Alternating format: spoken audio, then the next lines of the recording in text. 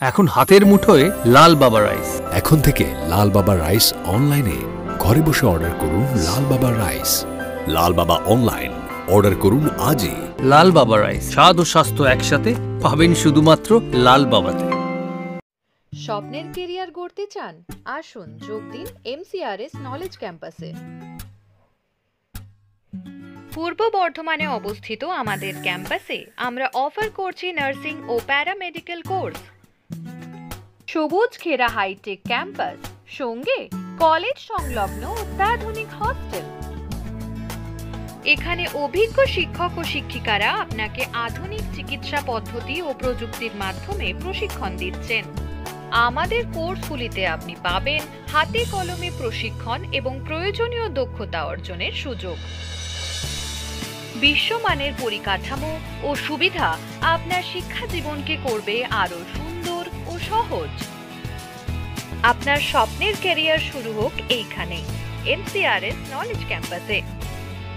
MCRS knowledge campus, আপনার ভবিষ্যতের পথপ্রদর্শক। মুক্ত আহ ডিজিটাল মিডিয়ায় আমরা খেলাধুলার আলোচনা করি। আমরা ফুটবল, ক্রিকেট, ভলিবল, এমনকি ইনডোর গেম, দামা, যেরকম তার সঙ্গে আমরা জিমন্যাস্টিক, অ্যাথলেটিক্স, সব রকম খেলাধুলার আলোচনা করি। আজকে আমরা একটা এমন খেলাধুলো নিয়ে আলোচনা করব যেটা যে কোনো বড় ক্রিকেটার, ফুটবল, ভলি, বাস্কেট, যে কোনো জায়গায় উন্নতি করতে গেলে তাকে করতেই হবে। সেটা হচ্ছে অ্যাথলেটিক্স। ভালো অ্যাথলেট না হলে সে বড় ফুটবলার, ভালো ক্রিকেট, ভলি, বাস্কেট, যাই হোক, ভালো অ্যাথলেটিক্স না হলে সে কিন্তু তার সেই খেলাটা সর্বোচ্চ জায়গায় যেতে পারবে না। আমরা সুতরাং অ্যাথলেটিক্স নিয়ে আলোচনা করব এবং আজকে আমরা একজন খুবই গুরুত্বপূর্ণ মানুষকে পেয়েছি, যার আমাদের বর্ধমান শহরে উনি থাকেন, কিন্তু উনি কাজ করেন অনেক বড় এরিয়া নিয়ে। উনি ইন্টারন্যাশনালি কাজ করেন অ্যাথলেটিক্সের উপর। উনি বর্ধমান শহরে থেকে বর্ধমানের বাইরের ব্যাপারগুলো উনি অনেকটা পরিচালনা করেন, সেইগুলোর সঙ্গে থাকেন। সেই মোহাম্মদ সাইদুল হামিদ জি স্যার আমাদের স্টুডিওতে আজকে এসছেন। সংক্ষিপ্তভাবে ওনার সঙ্গে আলোচনা করব। স্বাগত। আপনি যে অ্যাথলেটিক্সে তো আপনি অনেক কাজ করছেন, অন্তরালে কাজ করছেন, সেসব প্রশ্নগুলো প্রথমেই আসবো। প্রথমে যেটা খুব জানতে ইচ্ছা করছে যে অ্যাথলেটিক্সের প্রতি আগ্রহ, টান কীভাবে এলো এত রকম খেলা থাকতে? অ্যাথলেটিক্স এমন একটা বিষয়, আমাদের বাংলা বা দেশের কথাই যদি বলি, মূলত অন্যান্য গেমের কাছে এটা অনেক পিছিয়ে আছে। আর আমার এই বিষয়ের প্রতি আগ্রহ হওয়ার পিছনে কারণ, ছোটোবেলায় খেলাধুলা অ্যাথলেটিক্সের উপর আমার খুব একটা টান ছিল না। আমি স্কুল লেভেলে অল্প বিস্তর খেলেছি, কিন্তু পরবর্তীতে আমি যখন একজন অ্যাসিস্ট্যান্ট টিচার ফিজিক্যাল এডুকেশনের এলাম, তখন আমার মনে হয়েছিল ছেলেদেরকে কিছু শেখাতে গেলে নিজেকে জানতে হবে। আর এই একটা বিষয় যেটা প্রত্যেকটা স্কুলে অ্যানুয়াল স্পোর্টস করাতেই হবে। তো অ্যানুয়াল স্পোর্টস করাতে গেলে প্রথম হচ্ছে আমাকে নিজেকে যদি না জানি। কিন্তু স্যার এখানে আমি বিস্তারিত বলবো না, আপনার কাছে জানো না, অ্যানুয়াল স্পোর্টস তো কিছু ব্যতিক্রম বাদ দিলে বিভিন্ন স্কুলে নিয়ম রক্ষার ব্যাপার হয়ে যায় অনেকটা ক্ষেত্রে, ঠিক তাই। কিন্তু আমার কাছে প্রথম যেটা মনে হয়েছিল যে স্কুল যেমনই করুক না কেন, মূল অর্গানাইজার কিন্তু আমি যেমনভাবে দেখাবো, আমি যেমনভাবে ছেলেদেরকে তৈরি করব বা স্কুলকে বা এলাকাকে যেমন দেখাবো তারা সেরকম দেখবে। তাই ফার্স্ট আমাকে নিজেকে এনরিচ হতে হবে। আমি যদি নিজে এনরিচ না হয় তাহলে আমি সমাজকে দিতে পারবো না, ছেলেদেরকে যে দিতে পারবো না। এই কথা মাথায় রেখে প্রথম অ্যাথলেটিক্সের প্রতি আমার ঝোঁক আসে যে আমাকে রুলস রেগুলেশন জানতে হবে। সালটা মোটামুটি 2006। তখন আমি স্কুলে জয়েন করেছি এবং সেই বছরই জানতে পারলাম যে অ্যাথলেটিক্সের টেকনিক্যাল অফিসিয়েটিং বলে একটা মানে পরীক্ষা হয়, যেটা কন্ডাক্ট করে ওয়েস্ট বেঙ্গল অ্যাথলেটিক অ্যাসোসিয়েশন। এবং আমি আমার বন্ধুবান্ধব মারফত জানতে পারলাম তারা একটা পরীক্ষা অর্গানাইজ করছে এবং তারাও পরীক্ষায় বসছে। আমিও ইন্টারেস্ট হয়ে গেলাম, ভাগ্যক্রমে সেই পরীক্ষা পাস করলাম। এই আমার জার্নি শুরু। এখান থেকে আমি 2006 পরীক্ষা কলকাতায় হয়েছিল। কলকাতায় হয়েছিল। তারপর অ্যাসোসিয়েশনের সঙ্গে একটু যুক্ত, অল্প বিস্তর খেলার মাঠে ডাক পেতাম, অ্যাসোসিয়েশন আমাকে ডাকতো, যেতাম। আস্তে আস্তে বিভিন্ন পরীক্ষা, প্রথম এসটিও পরীক্ষা, এসটিও পরীক্ষার পর এফটিও পরীক্ষা, যেটা ফেডারেশন টেকনিক্যাল অফিসিয়াল হিসাবে পরীক্ষা দিতে হয়েছিল, যেটা আমাদের ন্যাশনাল যে সংস্থা আছে AFI, athletic federation of India, তারা করিয়েছিল।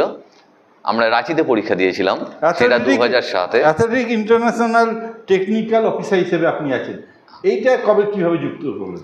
এইটা যুক্ত হয়েছিলাম 2010 সালে প্রথম। 2010 সালে আমাদের ইন্ডিয়াতে সবচেয়ে বড় একটা ইভেন্ট হয়েছিল, সেটা হচ্ছে কমনওয়েলথ গেমস। সেই কমনওয়েলথ গেমসে অফিসিয়াল হিসেবে বাছাই করার জন্য যে সমস্ত পরীক্ষা বিভিন্ন রাজ্য থেকে সমস্ত অফিসিয়ালদের নিয়েছিল, আমিও তার মধ্যে একজন ছিলাম। আপনার কাজ কি ছিল সেখানে?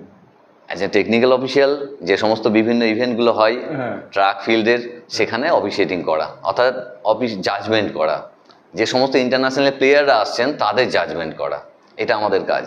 মানে কাউর যদি ফাউল হয়, কাউকে যদি বাদ দিতে হয়, সেটা আপনার সবটাই আমাদের উপরে, পুরো ডিসিশন, পুরোটাই মাঠের মধ্যে থেকে একজন প্লেয়ারের ফেয়ার জাজমেন্ট করার দায়িত্ব হয়েছে আমাদের ওখানে। আমরা সেখানে ছিলাম। হয়তো লং জাম্প দিল, হাই জাম্প দিল, সে হয়তো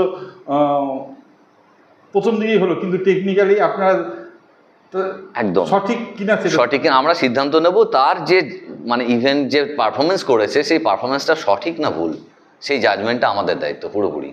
আমরা মাঠের মধ্যে থেকে অ্যাথলিটদের সাথে থেকে এই জাজমেন্টগুলো আমাদের করতে হয়। নিজের চোখে দেখে না, এখন ডিজিটালের সাহায্য নিয়ে? এখন তো অনেক ইনস্ট্রুমেন্ট এসে গেছে, অনেক ক্ষেত্রে ইনস্ট্রুমেন্ট ইউজ, অনেক ক্ষেত্রে আমার যে মানে এক্সপিরিয়েন্স, সেই এক্সপিরিয়েন্সটা এখানে কাজে লাগাতে হয়।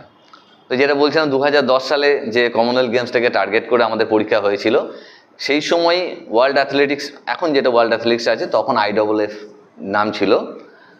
এই আমাদের ওয়ার্ল্ডের সবচেয়ে অ্যাথলেটিক্সের বড় সংস্থা, যারা এই ইভেন্টগুলো করিয়ে থাকেন। তো তারা টেকনিক্যালি যে পরীক্ষা নিয়েছিলেন লেভেল 1, মূলত 3টে লেভেল ছিল। ফার্স্ট লেভেল হচ্ছে লেভেল 1, একটা কান্ট্রির জন্য সবচেয়ে বড় লেভেলের পরীক্ষা। আমাদের কমনওয়েলথ গেমসের জন্য আমাদের ইন্ডিয়াতেও সেই লেভেল পরীক্ষা হয়েছিল এবং সেই পরীক্ষায় পাস করেছিলাম। আমি ন্যাচারালি 2010 সালে তখন কমনওয়েলথ গেমসে অফিসিয়াল হিসেবে ওখানে গেছিলাম। পরবর্তীতে বিভিন্ন আরও ইন্টারন্যাশনাল ইভেন্ট, যেমন South Asian Games, Asian Championship, Asian Federation SAFF, যেগুলো junior SAFF, Indo Bangladesh, Asian all star, এই ধরনের বিভিন্ন রকম ইন্টারন্যাশনাল মিটেও আমি অফিসিয়েটিং করেছি। আমি কমনওয়েলথ গেমস সম্বন্ধে আপনাকে ছোট্ট দু একটা প্রশ্ন করবো, সংক্ষিপ্ত উত্তর চাই। কমনওয়েলথ গেমসে বিভিন্ন দেশের যে আপনি অ্যাথলিটদের দেখেছিলেন, তার মধ্যে আপনার কোন দেশের অ্যাথলিটদের একটু আলাদা মতো মনে হয়েছিল? মূলত আমরা লং ডিস্টেন্স রানার যদি দেখি, তাহলে মানে নাইজেরিয়ান যে সমস্তগুলো থাকেন, তাদের আমরা দেখি একটু অন্য ধরনের আর কি। তাদের এন্ডুরেন্স এবং মানে কী বলবো, তাদের একটা আলাদা রকম থাকে, যে খেলার মাঠে তাদের পারফরমেন্স অন্যদের থেকে টোটালি আলাদা। তো ওদের ক্ষেত্রেই আমার মনে হয়েছে সবচেয়ে ওরা ডেডিকেটেড এবং ফিজিক্যালি অনেকটা ওরা ফিট, মানে পায়, অ্যাডভান্টেজ পায়। যে সমস্ত ইভেন্টগুলো রয়েছে সেই ইভেন্টের মধ্যে ওই লং ডিস্টেন্সের ক্ষেত্রে ওদের আমার খুব ভালো লাগে। যে আমরা মূলত ম্যারাথন পরবর্তী ক্ষেত্রে দেখি, ম্যারাথনে যত রানার লং ডিস্টেন্স দেখি ইন্টারন্যাশনালি, সবগুলো হচ্ছে ওই ধরনের মানে ব্ল্যাক স্কিনের। শারীরিক সক্ষমতা আর পাশে টেকনিক্যাল সাপোর্ট বা ভালো কোচিং, এটা কত ডিফার করে? মানে অবশ্যই আছে। আমাদের দেশের যদি ভাবেন, আমাদের দেশে অপরচুনিটি অনেক আছে, কিন্তু এই যে খেলোয়াড় তৈরি করার যে প্রসিডিওর, আমরা অনেক পিছিয়ে আছি। যেটা ওয়েস্টার্ন কান্ট্রিতে, রাশিয়া যদি দেখেন, রাশিয়া অনেক এগিয়ে, আমেরিকা এখন অনেক ডেভেলপ করছে, চায়নাও পর্যন্ত ডেভেলপ করছে, প্রত্যেকটা দেশই ডেভেলপ করছে, কিন্তু আমাদের দেশ কিন্তু অনেকটা ব্যাক স্টেজে আছে। রিসেন্টলি অনেক স্টেপ নিচ্ছেন ডেভেলপ করার জন্য, এবং অনেক আমাদের অ্যাথলিট এখন ইন্টারন্যাশনালি অনেক এও পাচ্ছে। কমনওয়েলথ গেমসে সর্বশেষ যে কমনওয়েলথ গেমস হয়েছে, সেখানে তো ভারতের যে পদকের সংখ্যা আগের থেকে অনেক বেড়েছে। ওই যে বলছি, রিসেন্টলি অনেক মানে স্টেপ নিয়েছে, কিন্তু আগের থেকে সেই মানে ওয়েস্টার্ন কান্ট্রির যে সমস্ত ডেভেলপ কান্ট্রিগুলো রয়েছে তাদের থেকে অনেক পিছিয়ে আছে, এখনো পিছিয়ে আছি। এইবার কমনওয়েলথ গেমস যেটা সর্বশেষ কমনওয়েলথ গেম হয়েছে, সেখানে ভারতের রেজাল্ট, পদকের সংখ্যা আগের থেকে যেমন অনেক বেড়েছে, কিন্তু একটা জিনিস কিন্তু দেখা গেছে, ছেলেদের থেকে মেয়েদের রেজাল্ট অনেকটা ভালো। এর কারণ কি একটু সংক্ষেপে বলবেন?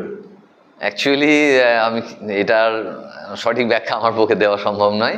কারণ হচ্ছে আমরা দেখেছি যে ছেলেদের থেকে মেয়েরা, আমি আমার হিসাবে থেকে যদি বলি, তা মেয়েরা এখানে অনেক সুযোগ সুবিধা পাচ্ছে। মূলত আমাদের ওয়েস্টার্ন ইন্ডিয়ার যে পার্টগুলো রয়েছে, নর্থ ইস্টের, হরিয়ানা, পাঞ্জাব, এইসব জায়গাতে, যেখানে অনেক বেশি মেয়েরা অংশগ্রহণ করছে বিভিন্ন গেমের মধ্যে, এবং তারাই আমাদের এই পদকের এটা বেশি দিচ্ছে।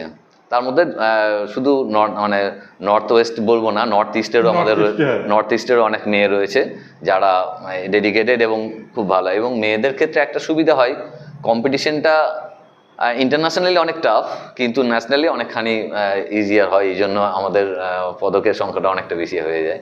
আমাদের তো ধরুন উন্নত দেশে আর্থিক তাদের অনেক সমস্যা কম থাকে, তাদের পরিকাঠামো অনেক ভালো থাকে। তা এই যে ভালো অ্যাথলেটিক্স কেন, আপনি যেহেতু অ্যাথলেটিক্স গেমস নিয়ে আমি বলতে পারি, যে কোনো খেলাধুলো অ্যাথলেটিক্সের ছাড়াও ক্রিকেট অনেক একাডেমি আছে, তাছাড়া যেটা সাধারণ ছেলেরা খেলে, মেয়েরা খেলে ফুটবল বা অন্যান্য খেলা, আর্থিক প্রতিবন্ধকতা কি একটা বড় জায়গায় পৌঁছতে বাধা? একদম, এটা কিন্তু আমাদের কাছে একটা বড় চ্যালেঞ্জ এই মুহূর্তে। মূলত অ্যাথলেটিক্সে যে সমস্ত আমরা বড় বড় এখন লিজেন্ডই বলতে পারি, যাদেরকে দেখতে পাই, তাদের অনেকেই কিন্তু আর্থিক প্রতিবন্ধকতার মধ্যে থেকে এগিয়ে এসছেন। আমরা যদি আলোচনা করি, লিলি দাস, এখনকার যে সমস্ত খেলোয়াড় রয়েছে, স্বপ্না বর্মন বা হিমা দাসের কথা যদি বলি, এরা কিন্তু একদম মিডল ক্লাস, মানে কি একদম চাষি ঘরের থেকে উঠে এসছে। তো তাদেরকে কিন্তু অনেক স্ট্রাগল করতে হয়েছে। আমরা নর্মালি অ্যাথলিট যারা দেখি, অ্যাথলিট আমাদের বাংলাতে যে সমস্ত অ্যাথলিটরা আছে, তারা ম্যাক্সিমাম জন কিন্তু খুব নিডি ফ্যামিলি থেকে উঠে এসছে। তাদেরকে যে সাহায্যগুলো করা হয়, মূলত ম্যাক্সিমাম ক্ষেত্রেই আমাদের কিছু কোচ তাদেরকে একটা মানে কি বল আলাদা রকম মোটিভেট করে তুলে নিয়ে এসছেন, তাদের ফ্যামিলিকে ব্যাকগ্রাউন্ড সাপোর্ট করা, তার ব্যক্তিগত প্রতিভাটাই কাজ দিচ্ছে অনেকটাই। অ্যাথলেটিক্সের ক্ষেত্রে আমাদের অ্যাথলিটরা ম্যাক্সিমাম হচ্ছে নিজস্ব প্রতিভাটা, যেটা আমাদের কোচরা খুঁজে বার করছেন, সেই প্রতিভাটাই এখানে প্রতিফলিত হচ্ছে। এবং যারা আজকে আমাদের কিছু নাম পেলাম, যেটা বললাম, আরও কিছু এমন আছে হয়তো তারা অচিরে হারিয়ে গেছে, তাদের আমরা তুলে আনতে পারিনি। যদি এটা সার্বিকভাবে বর্তমানে প্রতিভাবান কিছু অ্যাথলেটিকের নাম যদি বলতে, কাদের কথা বলবেন? আমার বর্ধমান জেলায় বেশ কিছু অ্যাথলিট রয়েছে যারা খুবই ভালো, যারা আমাদের সাব ডিভিশন ক্লাব লেভেল খেলাতে ভালো রকম পারফর্ম করছে এবং রাজ্য স্তরে গিয়েও তারা পজিশন পেয়েছে। আমি কয়েকজন বলতে পারি, যেমন হচ্ছে রিমিল কিস্কু, মূলত আসানসোলের একটি ছেলে। আমি বিগত 2-3 বছর লাস্ট স্টেট গেমসে দেখি ও বেশ মেডেল পেয়ে যাচ্ছে। তাছাড়া আমাদের এবারের একটি ছেলেকে দেখলাম সদরের, রোহন মালো বলে, যে আন্ডার 14 গ্রুপে ট্রায়াথলন গ্রুপে সে ফার্স্ট হলো, স্টেটের মধ্যে ফার্স্ট হয়েছে বর্ধমান থেকে। এবং মজার ব্যাপার, 2025 সালে যে স্টেট গেমস হলো অ্যাথলেটিক্সে, আন্ডার 14 গ্রুপে ছেলেদের আমাদের বাংলা হচ্ছে বর্ধমান জেলা চ্যাম্পিয়ন হলো ওটাতে, 14 গ্রুপটাতে। এবং আসানসোলে আরেকটি ছেলে রয়েছে যে ট্রায়াথলনের সি গ্রুপে, সেও চ্যাম্পিয়ন হয়েছে, মানে ফার্স্ট হয়েছে। এছাড়াও আমাদের বেশ কিছু ছেলে মেয়ে রয়েছে যারা, মৌমিতা ধর ভালো একজন, আমাদের আরেকজন হাই জাম্পার রয়েছে, লাস্ট 2 বছর ধরে দেখছি স্টেটের মধ্যে পারফরমেন্স পাচ্ছে আসানসোলের। তো বেশ কিছু ছেলে মেয়ে যারা আমাদের জেলার হয়ে কিন্তু রাজ্য স্তরে নাম পর্যন্ত নিয়ে আসছে, এবং তারা যদি ভালো গাইড পায়। আমি আমার বর্ধমান জেলায় অ্যাথলেটিক্সের একটা কথা বলি, অ্যাথলেটিক্সের যদি আমি পশ্চিমবাংলার সার্বিক চিত্র দেখি, মূলত সাই কেন্দ্রিক যে সমস্ত অ্যাথলিটরা রয়েছে তারা ভালো রেজাল্ট করে, স্বাভাবিকভাবে করবে, কারণ তাদের কাছে ভালো কোচ রয়েছে, তাদের ভালো ফেসিলিটি আছে।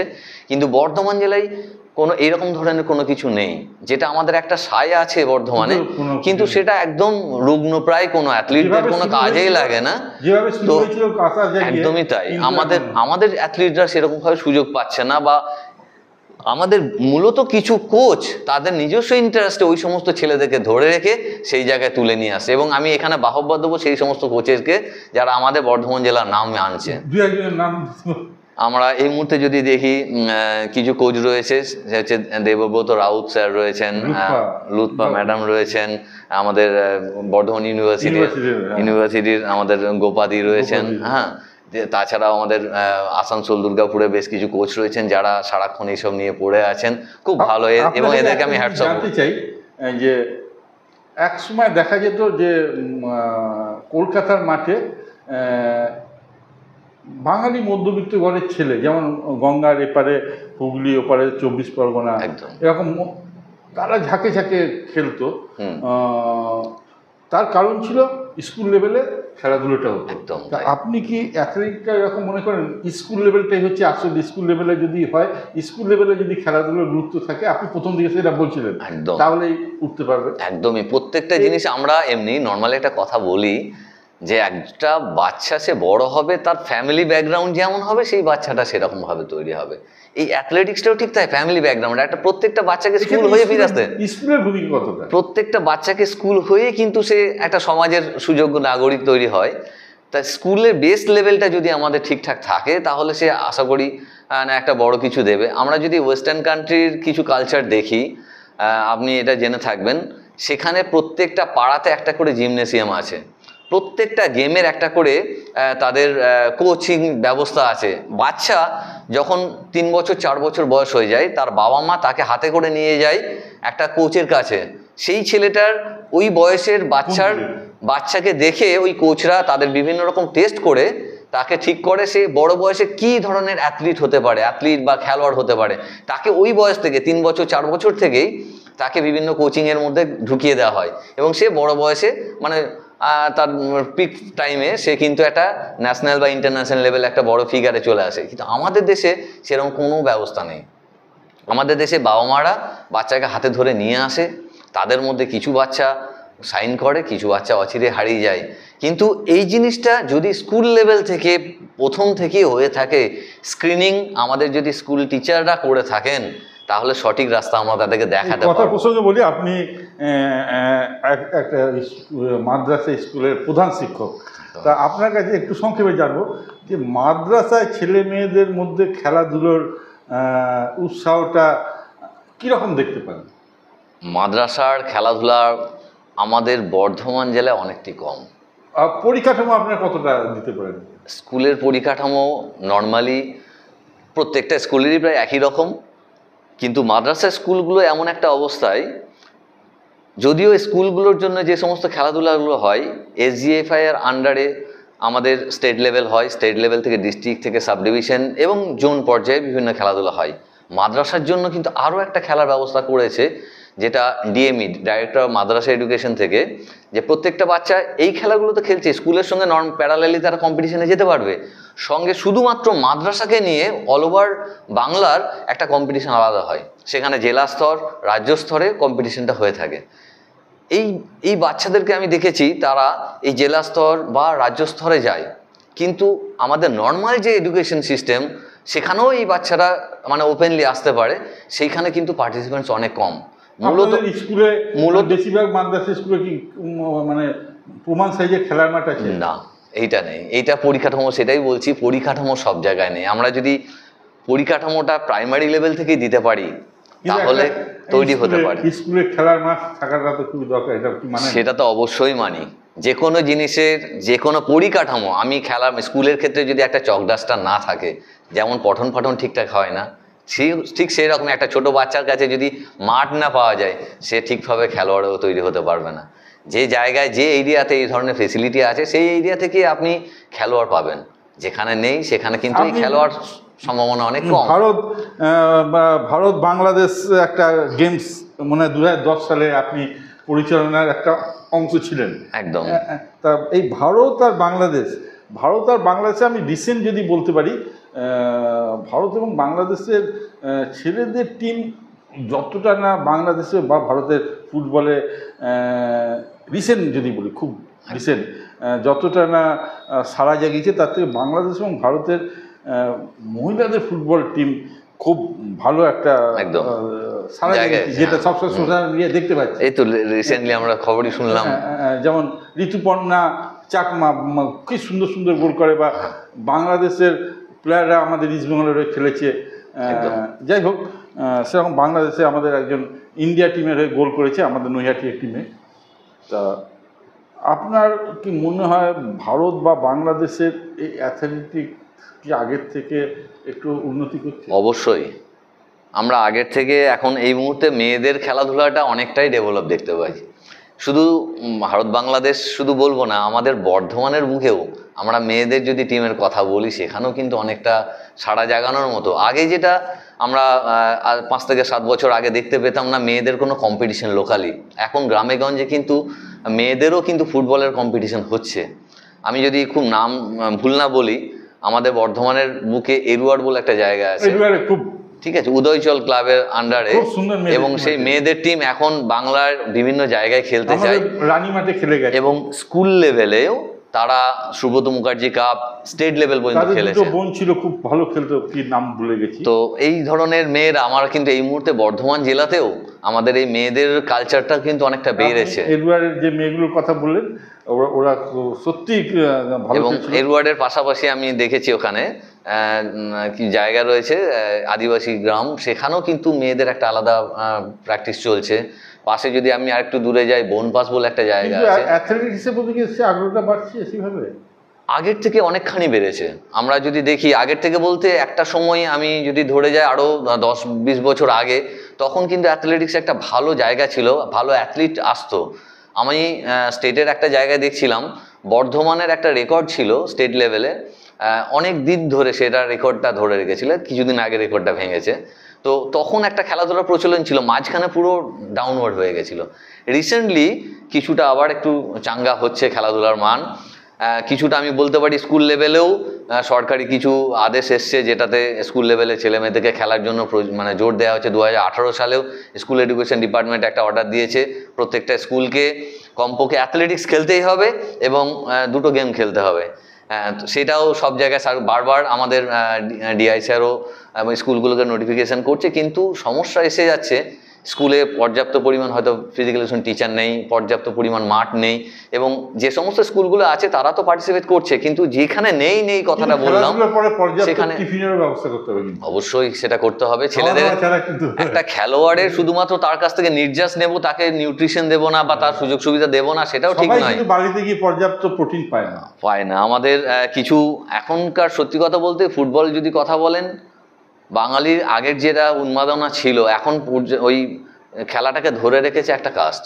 আমরা যদি যে জায়গাগুলো এখন লোকাল খেলাগুলো দেখি, যে খেলার মাঠে একটা একই রকম মুখগুলো দেখতে পাই আমরা, নর্মাল এই আমাদের মানে সম্প্রদায়ের ছেলেমেয়েরা কিন্তু আসছে না, বাঙালি ঘরের ছেলেমেয়েরা আসছে না। কেন আসছে না আমি সবাই জানি, কিন্তু এইগুলো আসলে যত সংখ্যায় বাড়বে তত তার মানটাও বাড়বে। আমরা আলোচনার শেষের দিকে চলে এসেছি। আমি আপনার আলোচনার শেষের দিকে আপনার কাছে একটা প্রশ্ন রাখবো, সেটা হচ্ছে এখন ডিজিটালের যুগ। আপনি বললেন যে আপনারা যে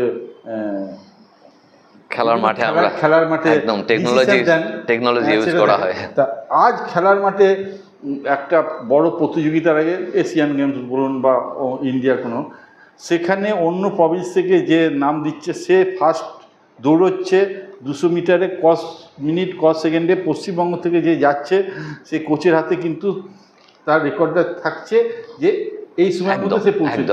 তা আমার সেই কোচ, সে তার ছাত্রকে দেখছে, সে কিন্তু তার থেকে কতটা পিছিয়ে বা কি লেভেলে আছে এটা বুঝতে পারছে, ট্যালি করতে পারছে। এইটা জেনে যে সে কিন্তু তার থেকে পিছিয়ে আছে। যেমন জ্যাভলিন থ্রোয়ে আগে থেকেই আমরা নীরজ চোপড়া যখন নাম দেয়, সেখানে আগে থেকেই একটা পূর্বাভাস দেওয়া থাকে যে নীরজ চোপড়া এতটা ছুটতে পারে, এবং ওখানে যারা যারা নাম দিয়েছে তাদের রেকর্ড এত পর্যন্ত একদম সম্ভাব্য। নীরজ চোপড়াকে তারা এই জন্য ফেভারিট। তা এই যে জিনিসটা ডিজিটাল মিডিয়ার জন্য আগে থেকে কে কতটা লং জাম্প দেয় হাতের মধ্যে পেয়ে যাচ্ছে কোচেরা, সেই প্রতিযোগিতায় গিয়ে কি তার কোনো প্রভাব পড়ে বা এটা? একদম পড়ে। এটা আমরা যদি কোনো ওয়ার্ল্ড অ্যাথলেটিক্সের কম্পিটিশন দেখি বা ন্যাশনাল আমাদের AFI এর কোনো কম্পিটিশন দেখি, সেই সমস্ত কম্পিটিশনগুলো একটা মিনিমাম কোয়ালিফাইং স্ট্যান্ডার্ডের কথা বলে দেওয়া থাকে। ইভেন স্টেট লেভেলেও, ন্যাশনাল লেভেল তো আছে, স্টেট লেভেলেও যে একজন অ্যাথলিট সেই কম্পিটিশন, স্টেট লেভেলে একটা কম্পিটিশন করতে গেলেও তার ওই পারফরমেন্সটা থাকতে হবে। এখন এই পারফরমেন্সটা দেখে কোচরা ওই আমার যে অ্যাথলিটটাকে তৈরি করছে, সেই অ্যাথলিটের লেভেলটাকে তারা বুঝতে পারছে, এবং ওই কোয়ালিফাইং স্ট্যান্ডার্ডটাকে দেখে সে সেটাকে অ্যাচিভ করতে পারছে কিনা, সেই দেখে সে কম্পিটিশনে নামাচ্ছে। ইভেন এখন এই বড় লেভেল যতগুলো হচ্ছে, আমাদের মিডিয়া, আমাদের যেটা জার্নালিজম, স্পোর্টস জার্নালিজমের কথা বলি না কেন, প্রতিনিয়ত এই অ্যাথলিটদের ডাটা কিন্তু আমাদের দিয়ে যাচ্ছে। আমরা গুগলের থেকেই পাই বা আমাদের AFI এর সাইট থেকে পাই, ওয়ার্ল্ড অ্যাথলেটিক্সের সাইট থেকেই পাই না কেন, আমরা সমস্ত কিছু অ্যাথলিটের তথ্য আমরা পেয়ে যাচ্ছি। ফলে একজন কোচের কাছে এটা কিন্তু খুব ভালো একটা জিনিস যে আমার যে ছেলেটাকে আমি তৈরি করছি সে কোন স্ট্যাটাসে আছে, কোন লেভেলে আছে, তাকে যদি কোন লেভেলে গেলে বা আর কতটা পরিমাণ ভালো করাতে পারলে সে ওই জায়গায় পৌঁছাতে পারবে, সেটা কিন্তু খুব ভালো। কিন্তু এটা কিন্তু আমরা এটা বড় লেভেলের জন্য পাই, কিন্তু ছোট লেভেলে যে কম্পিটিশন, আমরা যদি স্কুল লেভেলের কথা বলি, জোন লেভেলের কথা বলি, ডিস্ট্রিক্ট লেভেলের কথা বলি, সেখানে কিন্তু এই ফেসিলিটি আমরা পাই না।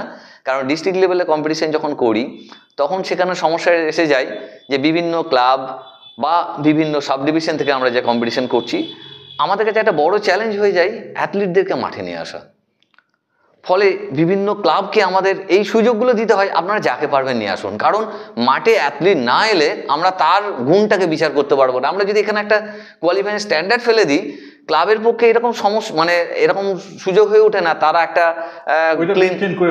ক্লিনিক করে বা একটা টেস্ট নিয়ে সেই বাচ্চাকে তৈরি করে আমাদের কাছে কম্পিটিশনে পাঠাবে। আমরা এখানে ওপেন ছেড়ে দিই, এখান থেকে যে সমস্ত মানে ট্যালেন্টেড বাচ্চাগুলোকে আমরা স্ক্রিনিং করতে পারলাম, তাদের পারফরমেন্স অনুযায়ী আমরা পরবর্তী লেভেলে তাদেরকে পাঠাতে পারি। তো এই গ্রাসরুট লেভেলেও যদি প্রতিনিয়ত একটা প্রাইমারি লেভেল থেকে আমরা যদি এরকম ধরনের ফেসিলিটিগুলো দিতে পারি, আমি সরকারি সাহায্য তো অবশ্যই চাইবো, কারণ সরকারি একমাত্র পারে এই পরিবেশগুলো পরিবর্তন করতে। না, তাছাড়া কর্পোরেট হাউসের দরকার আছে ক্রিকেটে। অবশ্যই ক্রিকেট যেভাবে এগিয়ে গেছে একদমই তাই, অ্যাথলেটিক্স কিন্তু সেটা নেই। আমাদের বাচ্চারা আজকে গ্রামাঞ্চল থেকে উঠে আসছে, একটা মানে কি বলবো ডিস্ট্রিক্ট লেভেল চ্যাম্পিয়ন হওয়ার পরেও তার হাতে তেমন কোনো প্রাইজ মানি আমরা দিতে, অ্যাট্রাকটিভ যেটা মোটিভেশন হবে বাচ্চারা যে আমি এখান থেকে গেলে একটা বড় কিছু পাবো, সেটা তাদেরকে দেওয়া যাচ্ছে না। একটা ডিস্ট্রিক্ট লেভেল, স্টেট লেভেল, আমরা বড় লেভেলেই যদি অ্যাথলেটিক্স এমন একটা জায়গা যেখানে অ্যাথলিটরা ডেপ্রাইভ হচ্ছে প্রতিনিয়ত, যদি ক্রিকেট এর মতো এগুলো যদি কিছু কোনো কর্পোরেট সংস্থা এগিয়ে আসতো, সরকার যদি এগিয়ে আসে, আমার মনে হয় আরো বড় অ্যাথলিট আমাদের ইন্ডিয়ার পক্ষে তৈরি করা সম্ভব হবে, বাংলার পক্ষে তৈরি করা সম্ভব হবে, জেলার পক্ষে তৈরি করা সম্ভব হবে। আমরা প্রতিনিয়ত এটা আশা করি। আমরা এই লাইনের সঙ্গে যুক্ত রয়েছি। আমি চাইবো বা আমারও খুব ভালো লাগবে যে আমি সেই ধরনের ছেলে মেয়েদের সঙ্গেই নার্সিং করছি বা আমার বর্ধমান জেলা থেকে এগিয়ে যাচ্ছে বা এগিয়ে যাবে। আমরা খুব সুন্দর একটা আলোচনা শুনলাম ডক্টর মোহাম্মদ শহীদুল হামিদ সাহেবের কাছ থেকে। ওনার একটা অভিজ্ঞতা খেলাধুলোর সঙ্গে ওনার আছে। উনি হচ্ছেন অ্যাথলেটিক্স ইন্টারন্যাশনাল টেকনিক্যাল অফিসার হিসেবে কাজ করছেন। ওনার পরামর্শগুলো নিশ্চয়ই আমাদের দর্শকরা শুনবেন।